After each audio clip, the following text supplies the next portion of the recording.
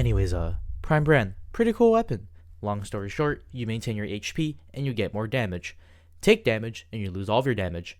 Other than that, what if we take this gimmick and just smear it all over a magic branch and you get this thing? Oh boy, this weapon has a lot to it. So to start the video, let's go into its history, shall we?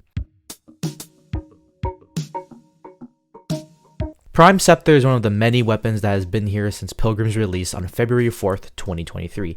This weapon on launch was interesting to say the least. It was by far one of the worst mage weapons, and probably, if not, one of the worst weapons in the entire game. But it's an endgame mage weapon. How could it be worse than something like the old sword? Well, let me tell you a little pilgrim or something. Progression is what you do as you go through the game in specific stages.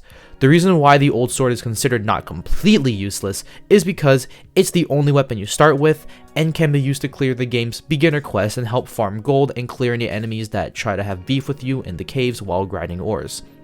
The reason why I didn't mention the bronze sword, magic wand, and bow as the rewards for completing the beginner quest in Vermo Village is because these early game weapons for Thief King weren't rewards for the beginner quest up until a later update. At this point, this just served as a way to get easy XP for new players. This is one of the reasons why that even the old sword was considered better than the Prime Scepter.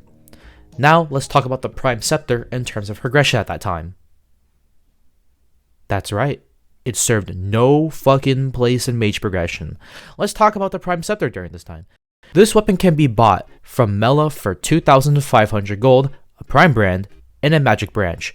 Say whatever you want about when you get the Prime Brand in progression, because it was really common back then to join a public server and get one by complete accident.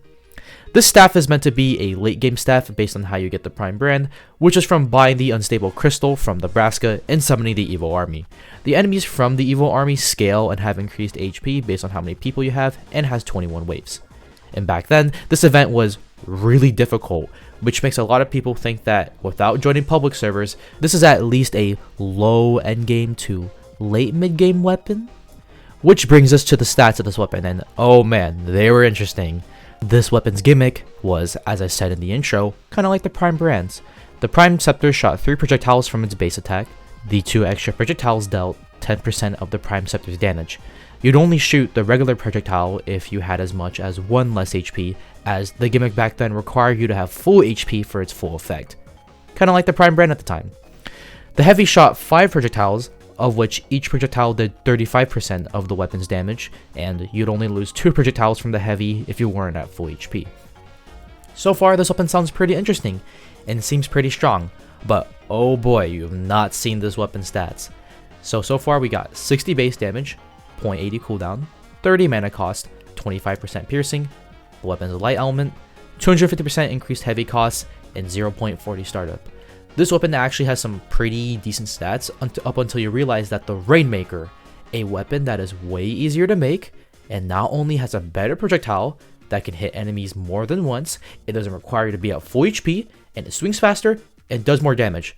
This was my main complaint with the Prime Scepter, as it was harder and more expensive weapon than the Rainmaker, but pretty much worse in every other situation compared to it.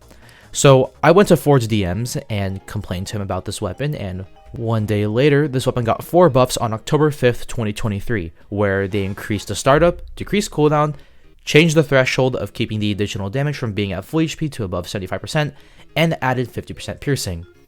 But wait, turns out this weapon had piercing in the early areas of Pilgrimed, but before the October patch, it got shadow removed between these times? Why? I don't know, maybe this weapon was actually good back then, but I still stand by what I said in this video because the weapon was genuinely awful back then. But anyways, the buffs were good, but weren't really enough, and 3 days later, on October 8th, 2023, the weapon got its base damage increased from 60 to 70. 6-7! But yeah, this weapon was finally good, and now we come back to today. The Prime Scepter we know today has a base damage of 70, 0.50 cooldown, 25 mana cost, 50% piercing, still keeping its light element, 100% increased mana cost, and 50% startup. I don't know when, but some more shadow buffs at some point to this weapon where they made the mana cost go from 30 to 25, and its increased heavy cost from 250% to 100%. Needless to say, these additional buffs were really good, but didn't really change this weapon all that much in my opinion. But even then, I'm surprised this weapon is not really talked about at all in the game scene, but that's pretty much to be expected as pretty much every other endgame mage weapon like Snow Flurry, Twisted Cage, Lost Masks, and Glubber outperform the Scepter by a huge margin. But just because those weapons are overtuned, except the Lost Mask, that shouldn't distract you from this weapon's sheer power and would be a fun option for some of you. So, I actually locked in this time and conjured up some pretty good builds. The one on the left is for Fire Prime Scepter, and the one on the left is for the Frost Prime Scepter. Every accessory and armor explains itself, but the reason why I picked Lyre is pretty genius in my opinion. Because a lot of armor combos for damage didn't really work well for me, as I'd either not have enough mana, or didn't have enough defense for crit buffs. And I got stumped at Mushroom Cap and Diver until I realized that maybe the extra intellect isn't needed, so I could use Lyre to compensate for the high defense and lost intellect from using it, and just put all my points in the delicate. Also, all reforges matter, so I'd recommend getting Vivid and Bright as the build wouldn't be possible without them. As per usual with showing builds like this, I'll demonstrate their strength on the boss, but considering how close these builds are in terms of damage from my own testing, I think I'll just show the one I prefer, as I think the main difference between both builds is the Frying Pan and the Shark Tooth Necklace, which should change on what build will be better for whatever boss you fight. So with that, I'll just use the Frost build on Ulfar and show you guys how good this weapon is after all this time.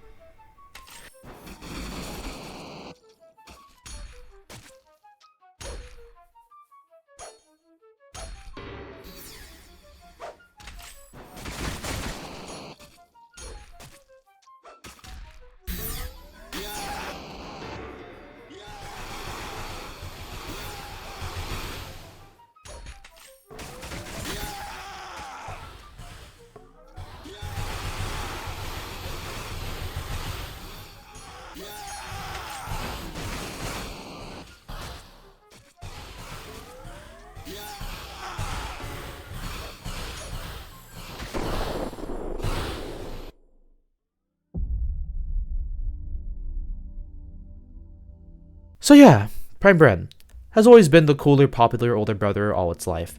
Even though it's fallen off quite a bit, some people still use it as it's a pretty good option for any person not trying to make a tank build and just want to try hard for the game at once. The Prime Scepter has its uses throughout its life, and I think it should be a way more popular weapon for what it is, as it has a very unique design and gimmick. So, I'd heavily encourage you to make builds and have fun with this weapon. But with that, this is the end of the video. Like and subscribe. Join the Discord server if you haven't yet in the description below, and we'll see you fellers next time. Goodbye.